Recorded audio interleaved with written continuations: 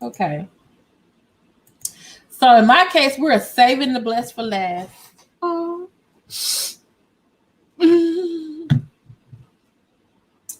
I don't know what more we can say about this man that we already did talk about yesterday. Um, he was born Prince Rogers Nelson, June 7, 1958, in Minneapolis, Minnesota.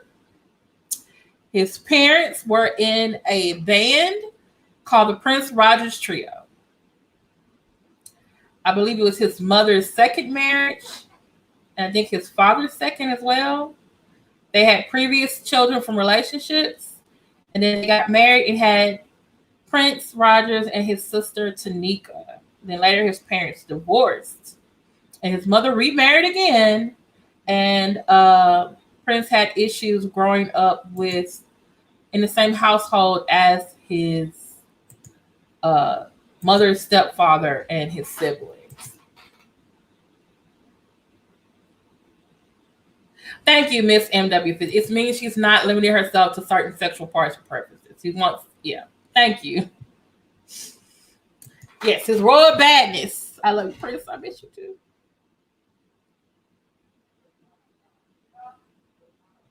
Hey, I'm living with Pan everything every day, but that doesn't mean it's not confusing. Okay, you telling me some new stuff, Stephanie? Okay. So Prince actually started I think he was 4 years old. He started playing when his biological dad left. He started playing. He left his piano and he started playing on the piano. He started playing theme songs to TV shows. Later, his dad bought him a guitar. He had a band with his classmates. A lot of them who are in the time: Jimmy Jam, Terry Lewis, Morris Day. There was an incident with him growing up. He used to have epileptic seizures. And then one day he told his mother that I'm not going to have any epileptic seizures anymore. And he didn't. I don't know if he woke up from a dream or something like that. No, Bryant Bam Hamilton has been to Paisley Park. I told my best friend, I said, I want us to go to Paisley Park Museum this summer. Yeah.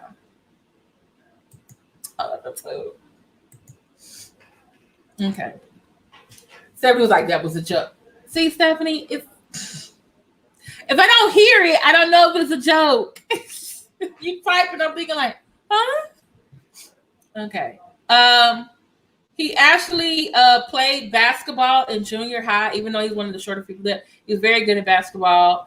But his mother was very concerned about his sexuality, because he was always wanting to do music, but he wasn't like interested in girls. And so his mother, for some reason, thought it was a good idea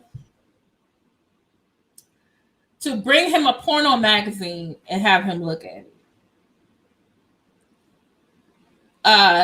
So that, your mom is giving you this. So then he's also having issues with his stepfather. So he leaves, and actually there are some discrepancies. Some said he went to stay with his real father, his biological father, who bought him a guitar.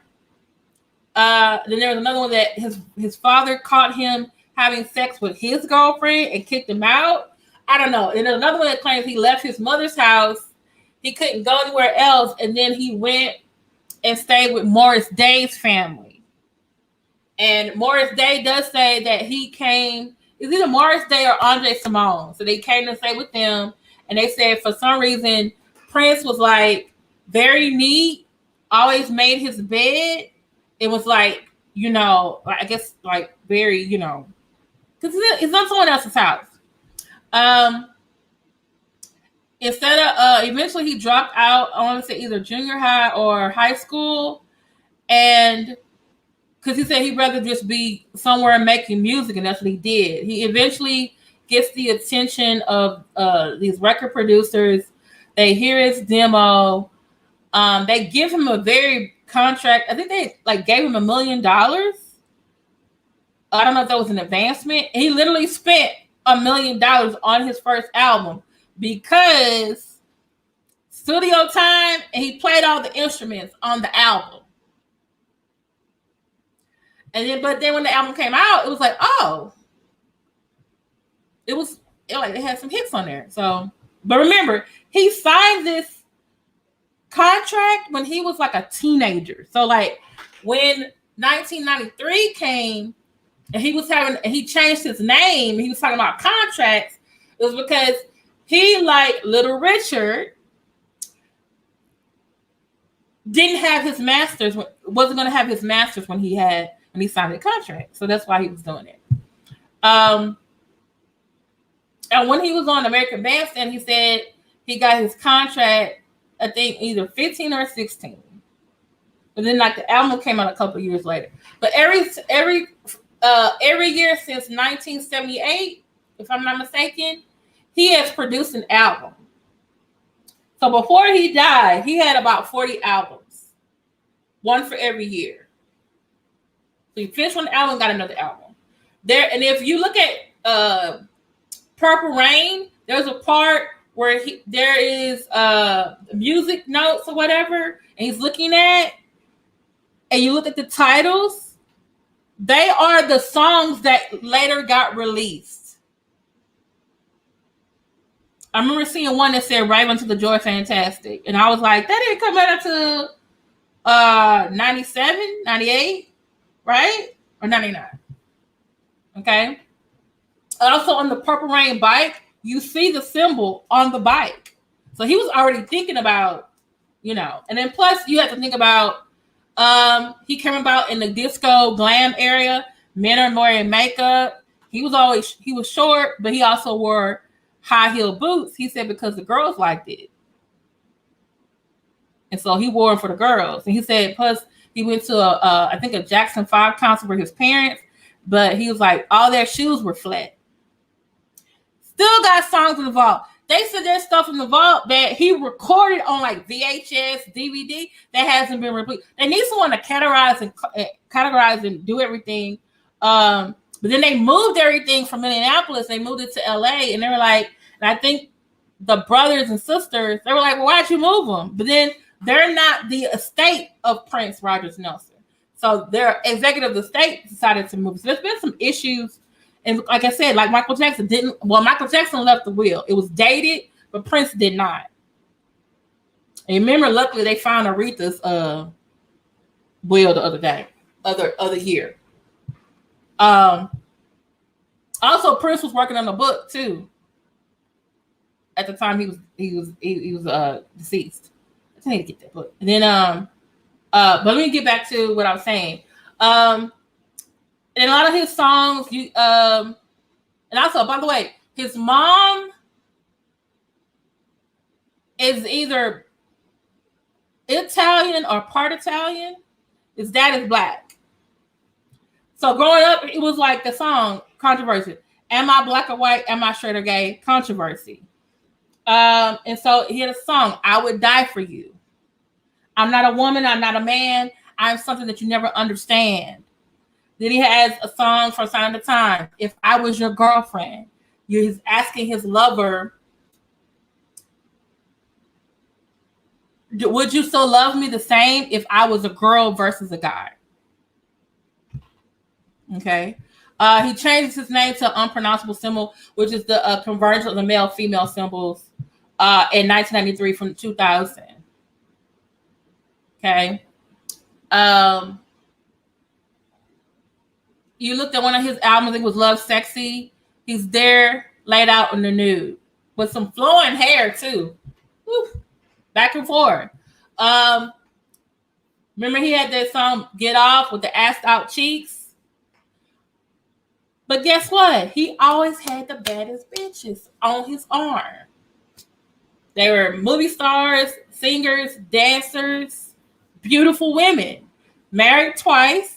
Didn't work out. His son with Mayte died right after it was born. On Oprah Winfrey's show, Oprah asked him, about the baby, and he said everything is okay, everything is fine. He was not. It wasn't. It wasn't. He just didn't want to talk about it. Plus, he and Mikey were both still grieving. Even Mikey said, like during that time, our child has just died. You know, going through things. You know. Yes, some people said when you were mine, he talks about sleeping in a bed with his girl and another man. Okay. So even though he was showing this very gender fluid, you could say, persona, where he, like you said, like with Janelle Monáe, I'm embodying feminine and masculine. He still was presenting himself as like, hey, I do wear heels, but I do like women. And then they said sometimes he would do, in the early years, they would ask him interviews about his sexual orientation, and he would say some really cryptic stuff. And I think Chris Rock asked him, like, what's wrong with the androgyny thing? Is this like for real or is this an act? And he said, well, sometimes I feel feminine, sometimes I embody masculine. And he said, yeah, and it's some acting too. So he's acting, he's putting a role, he's being a superstar, you know? So he does, after the death of his son, him and Maite relationship just disintegrates. They probably should have went to therapy because they're both grieving their child. They're both performers. I don't think they were expecting that. And so eventually they divorced. And then he retreated to his music, and he went and he met Larry Graham, who used to be with Fly and the Family Stone. And Larry Graham is a Jehovah's Witness. And that's when he started converted to Jehovah's Witness. And then you saw, like, right after, I think the next year, he had an album called The Rainbow Children. And this is what I didn't know at the time, but I learned later on, that when you have a child after the death of another child, it's like a miracle. And so they call it Rainbow Children.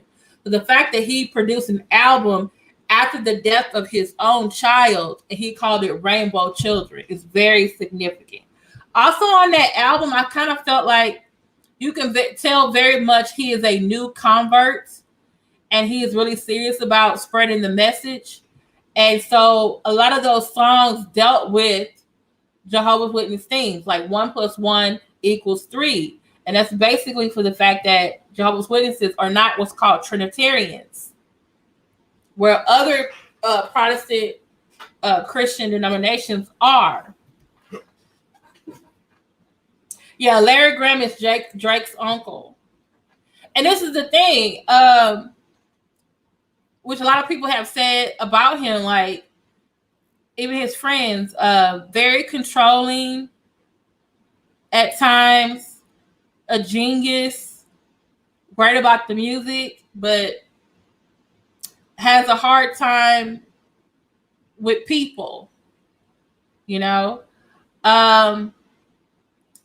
Then he got married to his second wife, Manuela Tessellini, and he still had Paisley Park, because in Paisley Park it's a studio and it was an apartment. It's an apartment and everything too. So they ended up getting like a mansion in Canada. So they were like cross, come back over. But then that didn't work. That lasted 5 years. Both matches lasted 5 years. But ironically, I'm sorry, this is the tea about this. Oh, damn, I'm supposed to be on. We supposed to be over there on. We got to get this last part out. We're supposed to be over there on Station Head. This is what you need to know about. This is about tea.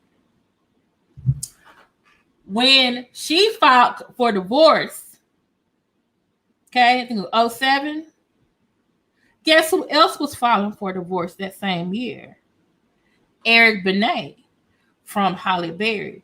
Guess who started dating about a year late? Within a year later, and then less thing you know, they done got married.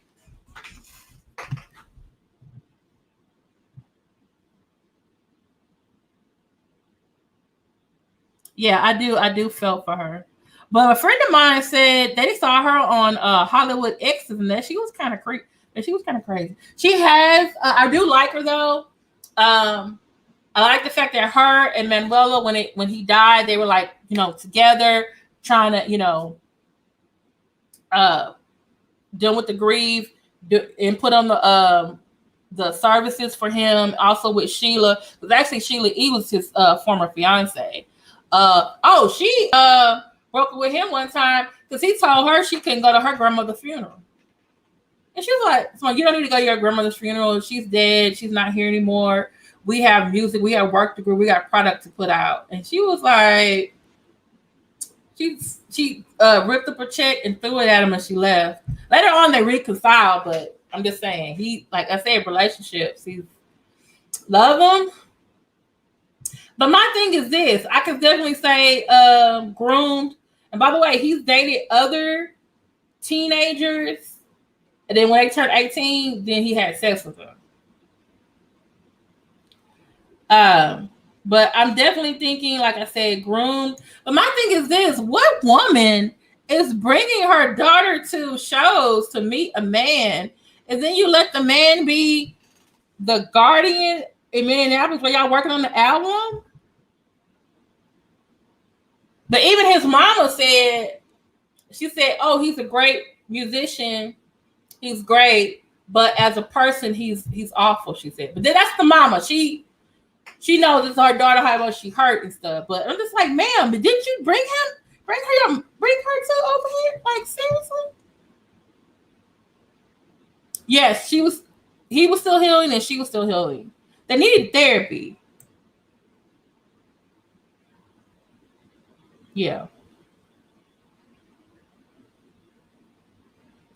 Yeah, Aaliyah. Mm-hmm. You even can go back further than that. Elvis Presley met Priscilla when he was in the army, I think in Germany. She was 14. She moved in with him at 16. No one knew. He just moved her into the mansion. She got married when they was 18 years old. Jerry Lee Lewis married his second cousin. She was 13. Then I heard something about this other man called the Big Bopper or something like that. I mean, okay, girl, this is the tea. We're supposed to get over here on the this is the tea. Okay, so remember when Halle Berry was married to Eric Benet, and then they're like, she said he had a sexual addiction, but then he made an interview saying, no, I don't have a sexual addiction. I cheated on her. I just said that because I was trying to make the relationship work, and I was just doing what I thought I needed to do to keep my marriage, right? So later on, I noticed that within that same time frame that Halle Berry got a divorce from Eric Benet and Manuela Tussolini divorced Prince, like within their year, they were on it was some magazine or somewhere, they were on a date.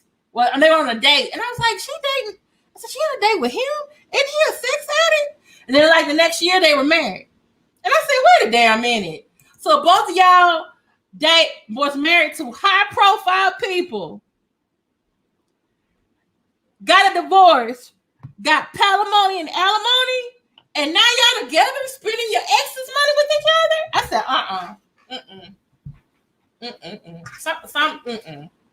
something ain't right. Something ain't right.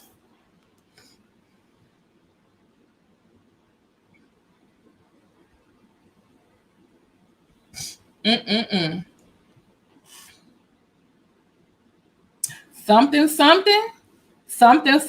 just ain't right.